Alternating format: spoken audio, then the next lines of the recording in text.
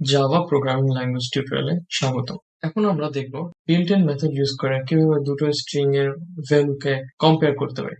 চলুন শুরু করা যাক। তো এখানে আমি দুটো স্ট্রিং এর ভ্যালু কি সেম কিনা অথবা ইকুয়াল কিংবা ডিফারেন্ট কিনা সেটা আমি চেক করার জন্য কিছু মেথড ইউজ করব, সেগুলো হচ্ছে ইকুয়ালস, ইকুয়াল ইগনোর কেস অথবা কম্পেয়ার টু। তো এগুলোর মাধ্যমে আমি প্রথম স্ট্রিংটা সেকেন্ড স্ট্রিং এর সাথে কি সেম কিনা সেগুলো আমি চেক করতে হবে। আমরা কোডে চলে যাই, তাহলে আমরা ডিটেলসে জিনিসটাকে বুঝতে পারবো।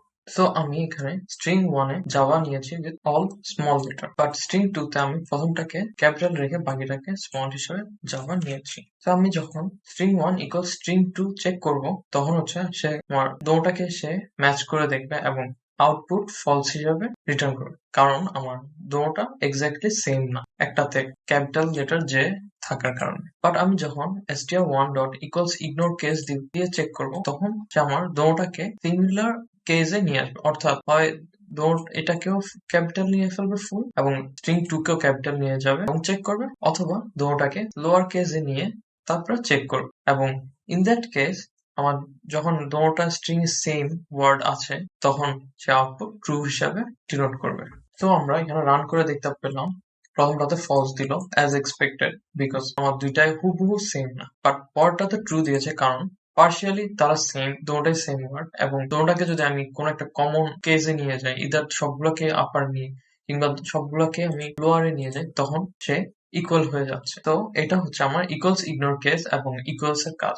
এরপর নেক্সট আমি দেখবো রেফারেন্স চেকিং। তো রেফারেন্স হচ্ছে আমার ভ্যালু গুলো কি সেম কিনা সে চেক করবে। আমার যদি দুটোটার এর ভ্যালু সেম অথবা অ্যাড্রেস সেম থাকে, সেম জিনিসটাকে যদি রেফার করে, তখন সে আউটপুট ট্রু হিসাবে। তো আমি যদি এখন চেক করি, স্ট্রিং 1 হচ্ছে Java with small and string 3 কে দিয়েছি জাভা ক্যাপিটাল, এটাকে যদি আমি রান করি, আমার আউটপুট এসেছে ফলস, কারণ আমি স্ট্রিং 1 ইকুয়াল স্ট্রিং 3 চেক করলো, অর্থাৎ দুটোটা কি সেম জিনিসটাকে কি রেফার করতেছে কিনা সে ওটা চেক করলো এন্ড দেখলো প্রথমটা হচ্ছে Java with small letter and সেকেন্ডটা হচ্ছে, অর্থাৎ স্ট্রিং 3 হচ্ছে জাভা উইথ ক্যাপিটাল লেটার, এবং এই কারণে সে আউটপুট ফলস হিসাবে চেক 3 তে স্টোর করলো এবং সেটি আউটপুট এসেছে ফলস। বাট আমি যদি এখন এখানে স্ট্রিং 1 কে স্ট্রিং 2 হিসাবে লিখি এন্ড রান করি, আমার এখানে আউটপুট এসেছে ট্রু, বিকজ আমার স্ট্রিং 2 এবং স্ট্রিং 3 দুটোটা সেম জিনিসকে রেফার, তো দুটোটাই জাভাকে রেফার করতেছে এবং দুটোটাই এক্স্যাক্টলি সেম, তাদের নেমিং এবং সবকিছু সেম আইডেন্টিক্যাল বলে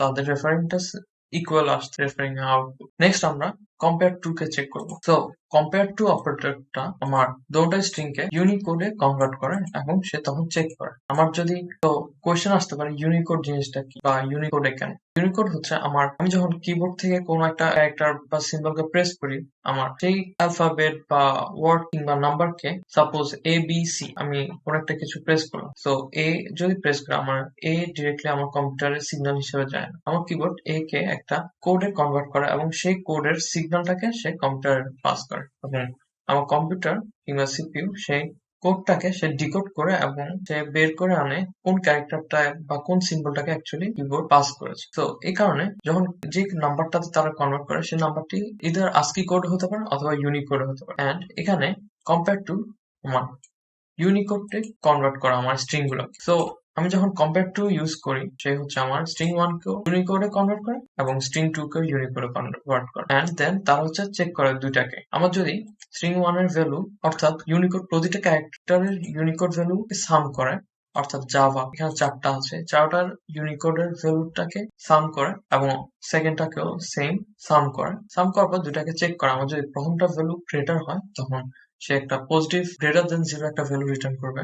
বাট যদি আমার প্রথমটার ভ্যালু স্মলার হয়, তখন সে নেগেটিভ ভ্যালু রিটার্ন করবে। বাট ইন সাম কেস যদি দুটোটার ভ্যালু ইকুয়াল হয়, তখন সে 0 হিসেবে আউটপুট দিবে। তো আমরা যদি দেখি, আমার এখানে স্ট্রিং 1 কম্পেয়ার টু স্ট্রিং 2 যখন করেছে, আমার স্ট্রিং 1 এর ভ্যালুটা স্ট্রিং 2 থেকে গ্রেটার, যে কারণে সে একটা পজিটিভ ভ্যালু 32 আউটপুট দিয়েছে। এখন আমি যদি স্ট্রিং 1 কে গ্রেটার করে দিই, স্ট্রিং 1 এর ভ্যালুকে চেঞ্জ করে দিলাম, এন্ড এখন যদি আমি আউটপুট প্রিন্ট করি, আমার এখানে আউটপুটটা নেগেটিভ হিসাবে এসেছে। সিমিলারলি আমি যদি আমাকে সিমিলার করে দিই, এখন আমার রিটার্ন 0 এসেছে, অর্থাৎ দুটোটা আইডেন্টিক্যাল। তো আজকের লেসনে আমরা দেখতে পেলাম কিভাবে কম্পারিজন মেথড ইউজ করে আমরা দুটো স্ট্রিং বা তার বেশি স্ট্রিংকে আমরা চেক করে দেখতে পারি। তো চলে যাচ্ছি পরবর্তী ভিডিওতে।